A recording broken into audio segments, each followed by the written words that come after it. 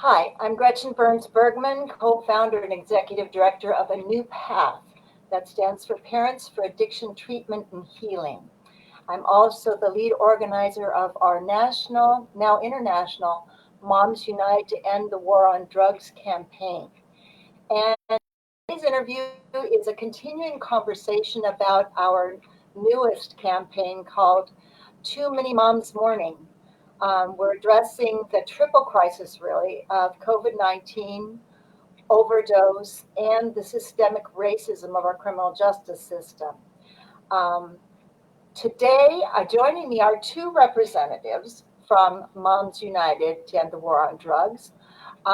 Christina Dent is from Mississippi. She's the founder and president of End It for Good.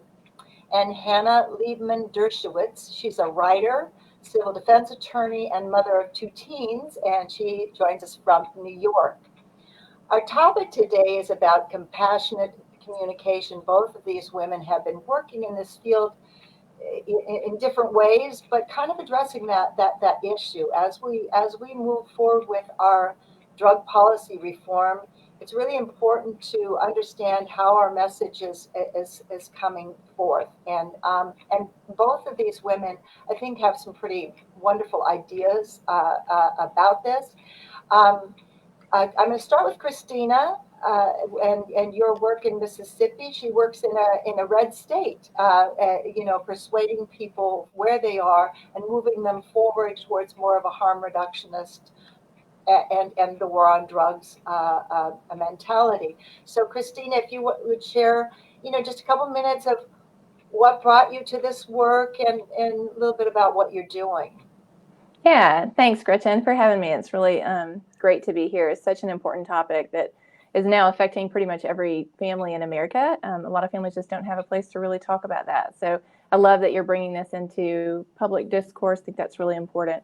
So I was born and raised in Mississippi. I've lived here my whole life. Grew up in a wonderful, happy home. Grew up in a Christian family.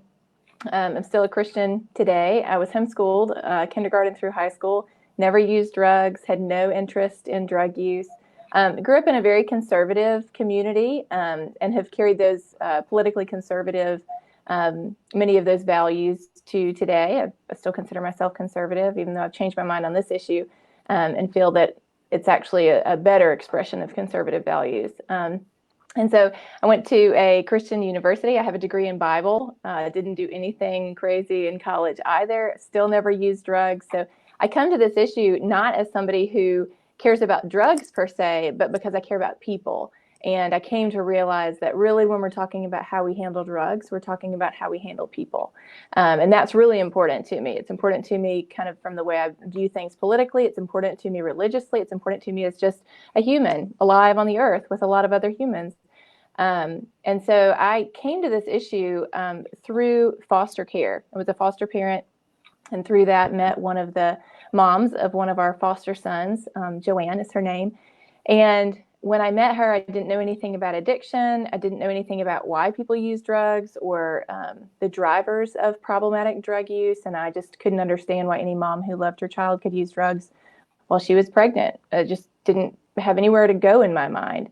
So I met Joanne the first visit that she had with her son at the local child welfare office. And he had come straight to our house from the hospital after his birth. So he was like 5.5 pounds, a little preemie. And when I brought him to that visit with her, I got him out of my car and I turned around in the parking lot, and there comes Joanne sprinting across the parking lot with tears streaming down her face and crying and covering him with kisses. And I'm kind of standing there awkwardly. This was not at all what I was expecting. I was expecting kind of, somebody who doesn't care about their child, and that this is clearly not what this is. And as I got to know Joanne, I realized and saw over time, she absolutely loves her son just as much as I love my kids. And so something else is going on here. Her drug use is not a lack of love or care. It's not a lack of desire to be free from that drug use and addiction. There's something else going on here, and came to realize over time this is a really serious health crisis for her. It's not a criminal justice issue. Like putting her in jail for that would just demolish this family. It would be like the nuclear option for the challenges that they're facing. And that really put me on this journey to learn, because it really was like a war in my heart over what I thought I knew about drugs and people who use them, and what I was actually learning about people who use drugs and why they use, and the ways that we could actually support vulnerable families like Joanne and her son, versus creating more harm by traumatizing them through the criminal justice system.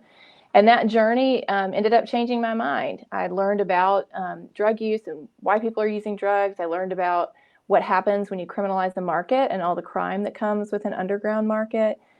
Learned about how so many of the overdoses we have today are coming not from the drugs themselves, but from the contamination of an underground, unregulated market, and how so much of our incarceration crisis, for many people, their initiation into the criminal justice system is a drug charge. And so it just became clear to me over a couple of years learning journey that this was actually a really significant crisis, but not a criminal justice crisis. And actually handling it through the criminal justice system was creating far more harm than if we handle drugs through a legal regulated system where we could decrease overdose deaths, we could decrease incarceration and the family structure destruction that does to families, and decrease all of the crime in our community. So for me, I kind of realized, wait, when I look at the values that I have as someone who's conservative and the values that I have as someone who's a Christian, and I line those up with the outcomes of the drug war, not necessarily the intent. I think for most people like me, our intent is we want to help. We want people to not be harmed, but really what the outcomes are. It's that there is catastrophic outcome harm from the way that we're currently handling drugs through the criminal justice system. So I started End It for Good as a way to invite other people to consider different approaches and to help them kind of understand where the harm is coming from, and then to just invite them on a journey to take the time that they need to learn, but to help them see the human costs of what we're doing, so that as they consider, they're aware that we're not in a neutral state right now. We have immense human cost every day from criminalizing substances and people who use them. And there are alternatives that work better. I think research shows that they work better. But I try to give people the time and space that they need to think about that, just like I needed time and space to change my own mind. Thank you. You communicate this so well. And I'm glad you brought up the foster care system. I knew that was part of your story, and that our Too Many Moms Mourning campaign really addresses the intersection of all of this, the war on drugs, racism, the war on women, LGBTQ, etc. But moms are losing their kids not just to opioid overdose and drug war violence, but they're also losing their kids to the foster care system because somebody's using drugs, whether or not that has nothing to do with whether they're a good parent or not, really, but they're losing their kids to foster care systems unnecessarily. Immigrants are having their children ripped from them at the border. So we're really addressing the interconnectivity of all of this, and with our Too Many Mornings campaign, Too Many Moms Mourning campaign. So thank you. And now I'm going to push over to Hannah. I think this is kind of poignant because she has two teenagers, and what kind of a world do we want to see for them? And I've known Hannah for many years when her children were little ones. And so she's been a tremendous advocate all these years with us. And so Hannah, I'd like you to say a few words. Thank you. And Christina, it's great work that you're doing, and it's good to see you here. And thanks, Gretchen, for having me. And good afternoon to everyone who's joined us in this conversation here. So as Gretchen said, I'm an attorney. I've devoted most of my career to trying to get people to see what our criminal legal system does to people, to families, and to our whole society, especially around the drug war. And I also focused on the ways in which our criminal justice system has taken on way more than its mission should allow. It's a system that's designed to deal with intentional misconduct, and we need to really shift resources, like Christina was saying, into a different approach and strategy where we're looking at public health, education, and other areas to really invest our resources rather than in criminalization. Luckily, I had the good fortune of meeting Gretchen early in my career, my legal career, and was an immediate and forever admirer of her amazing work. I've thus had the distinction of being a member of Moms United to End the War on Drugs since its inception as a campaign of a new path. So I'm delighted to have that distinction. I've been involved in many aspects of the criminal legal system reform over my years, my couple of decades in this space, including indigent defense, DNA testing, wrongful conviction, marijuana and drug policy work, alternative sentencing, and many others. Mostly I've been on the policy and legislative side, but recently I had a really interesting experience that's kind of added to my my commitment to this area, which is that I did a lot of work on compassionate release cases to try to get people who are at great risk of contracting or having the worst outcomes from COVID who are incarcerated.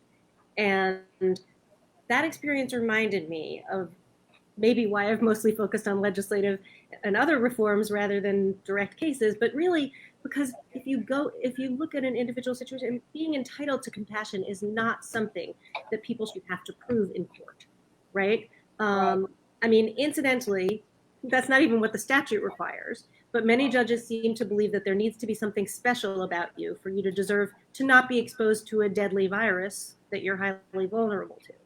And I found that very frustrating and sort of shameful. But it relates to some other things that I'll talk about a little bit later. But it's just saddening to me that in many of the cases I was reading and working on, there was very little attention paid to the extraordinary fear being experienced by anyone in that kind of institutional living environment in the middle of a global pandemic. The terrifying lack of control over one's medical situation reminds me of the unacceptable way that the system takes away parents' ability to make appropriate medical decisions about their children who have substance use issues. One thing we know for sure is that prison and jail are not the proper therapeutic environments for people struggling with substance use issues. So, without getting into too many specifics, I will just say that my work as a mom and also in many organizations that are faith-based and working in several states, including states that are red states and require a great deal of really difficult conversations across difference, have led me to believe that the power of advocating around the moral authority of being a religious leader or being a mom is really important, and we should have more say about how the system handles the issues that are important to us. And I think that that's one of the things that I've always admired about Gretchen's advocacy around parents and families and that really, really important failing of our system to really address those issues. So I have lots more to say, but that's just a quick introduction. Well, I like bouncing back and forth on this. When Christina has been working with doing interviews with moms, I think to put into, I don't know if you're going to put this into a book, but I interviewed with her. And I've been doing this work for 21 years. And both of my sons have addictive illness. They both struggled with heroin addiction for decades. So I didn't always believe in harm reduction. I didn't know anything about at the time, and I came from a position of wanting to get that drug dealer that hurt my son to realizing that everybody with drug use, you're both the buyer and the seller, and that there was no sense in scapegoating anybody. And as I grew to understand really what a substance use disorder was, and the more I learned, the more I changed my mind. So I thought if other people understood our story, they would have a more compassionate response rather than demonizing my kids as being the bad boys that were bad people doing bad things.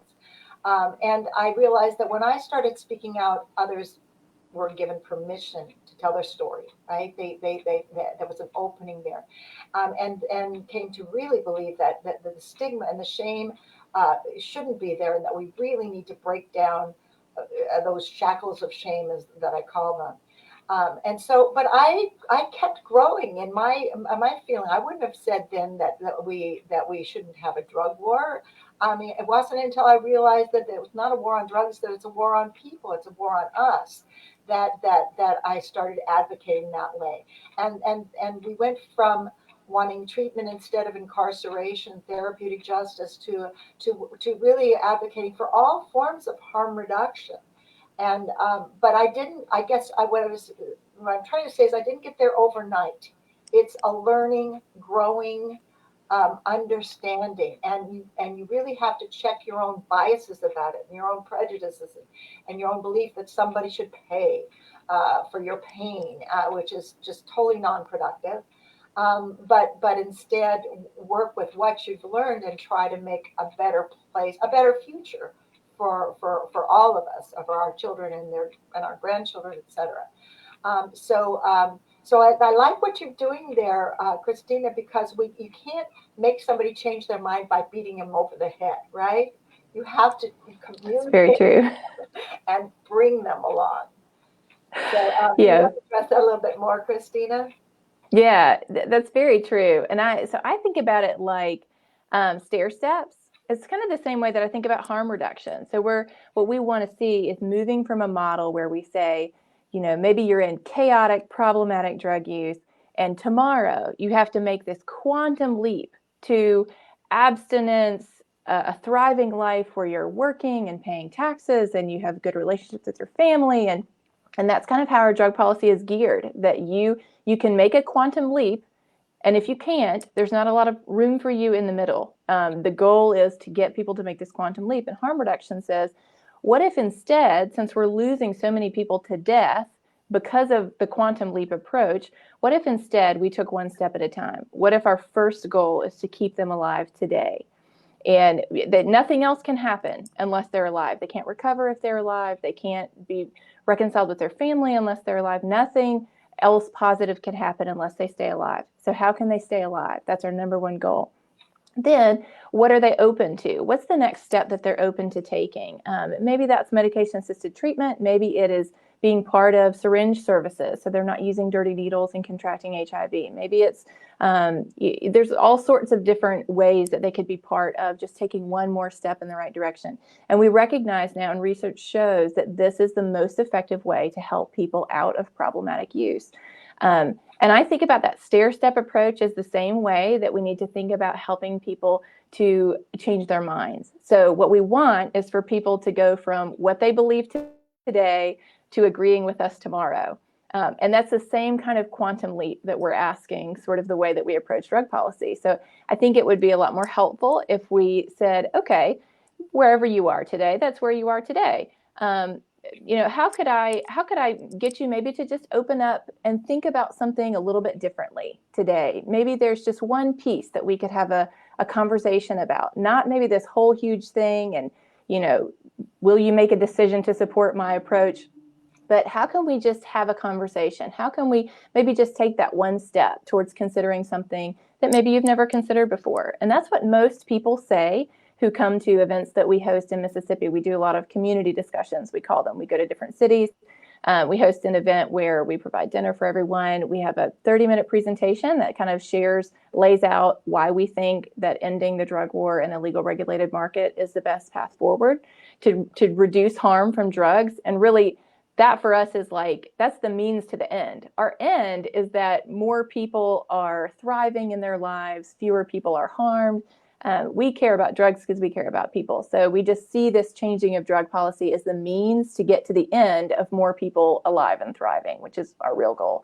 And what we have found is that a lot of people say, I've just never thought about this before. Right.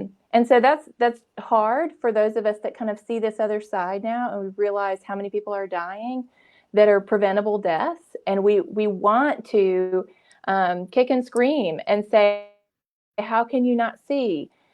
But for many people, they've just never thought about it before. It's never been presented in a way that they could engage with. And so we encourage people, people who want to move this conversation forward, that in our experience, people need 4 things on this to help them to reconsider where they're at right now. They need many small touches over time, offered with respect from someone that they trust. So small touches over time, offered respectfully from somebody that they trust. And if those 4 things can be present, a lot of people over time, for a lot of people, particularly people coming from where I'm coming from a conservative background or religious background, that's probably a 1 to 2 year process, which is on the one hand, epically frustrating for those of us that want to end the drug war today. But on the other hand, I think, that's how long it took me.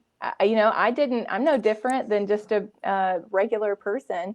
It took a long time. And part of that is respecting people's intellect, to be able to wrestle through what this means for the other things that they believe. So for me, as I'm learning about drug policy and what's really happening, I'm trying to filter that through. Okay, what does this mean, for all these other sort of commitments that I have? What does it mean because I'm pro-life? What does it mean because I want strong families? Is this increasing strong families, or is it harming families?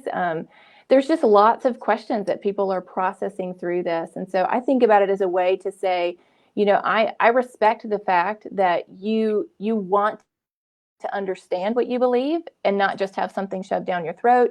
And you want to make sure that you can really internalize that into your value system and not just say, sure, I agree. For a lot of people, that's just a process of really thinking that through. And it is such a complex issue that for people, it generally just takes a long time to be able to kind of reorient to a different way of thinking. Some people don't change their minds. And I've just learned, that's life. Not everybody's going to change their mind.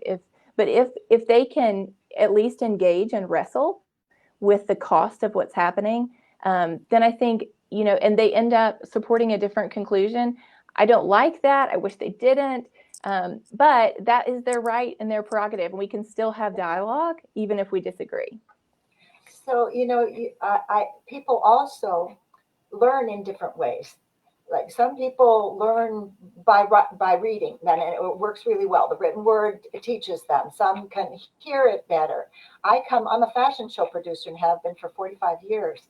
So in the dance world and the art world, and I realized that using those tools of communication, the artwork and music often it can make people learn things maybe in a visceral way that they, you can tell them again and again that this is hurting families, but a picture of a family, of a mother having her child ripped from her arms really can get to people's hearts and souls in a way that just telling them about it all the time doesn't.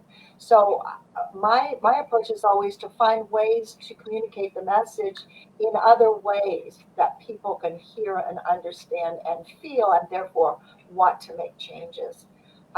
So Hannah, I want you to weigh in on this or whatever else you want to talk about. Well, people do need to have the exposure and the space to think through things in new ways.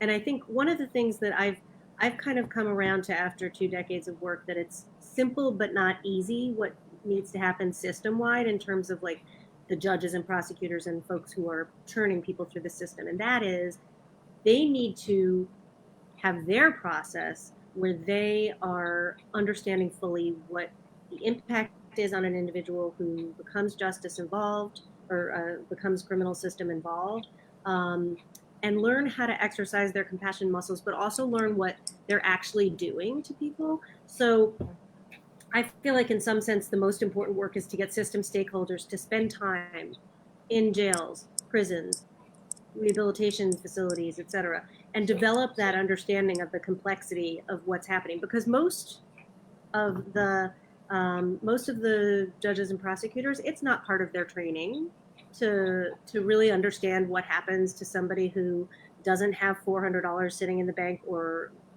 as if $400 is the amount that it costs to get arrested and have your whole life disrupted. It's not, right? It's a lot more than that, and we pile on all this stuff. But so we have to change both the experience of the people who are making decisions about these cases every day in courts, and we also need to change the way we speak about people, because we're not talking, I stopped using the word offender, I don't know, 10 years ago, when I could avoid it, because it's a repulsive way of referring to somebody who, but if we're going to create true culture change, we need to get these people who are processing people as if they're not people to see them as people again. And partly I think it's because the system's gotten too big, and partly because I think these people just, these individuals just don't have that exposure. They can't undergo that process that you're undertaking with these parents and families, Christina. So, I mean, we know all of us make mistakes, all of us are human, we have an inherent dignity, and that's what's really missing. That's the thing that's at the bottom of this whole problem, is that we exacerbate rather than ameliorate people's struggles with the way we try to handle them in our system.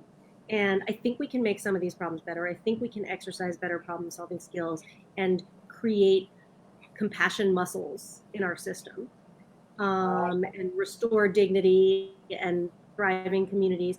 But I don't know exactly what it takes, but I think that maybe Brian Stevenson had it right when he talks about, and he's talked about this for years, but he recently said, he talks about the need to get really close to the places where the greatest injustices and suffering are happening. He said in a recent speech, there is power when we get proximate, and only then can we have mercy and compassion. So I was thinking about what he said and how I feel like it's really important for that process to be available to system stakeholders who really aren't understanding how their action, how their processing of people is turning these people through the system. So I've felt that power many times in my work, even as a child, when I wasn't working.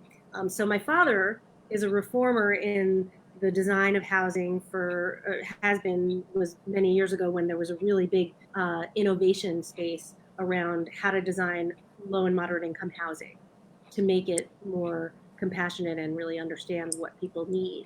And so he did a couple of things that I think are very much along the lines of what Brian Stevenson said. He took his wife and daughters on a fellowship living in low-income housing around the world for a year. And then later, he moved us for 2 weeks into a public housing project before he was doing the design to help, create innovations and design these things in a new way for a re-envisioned paradigm.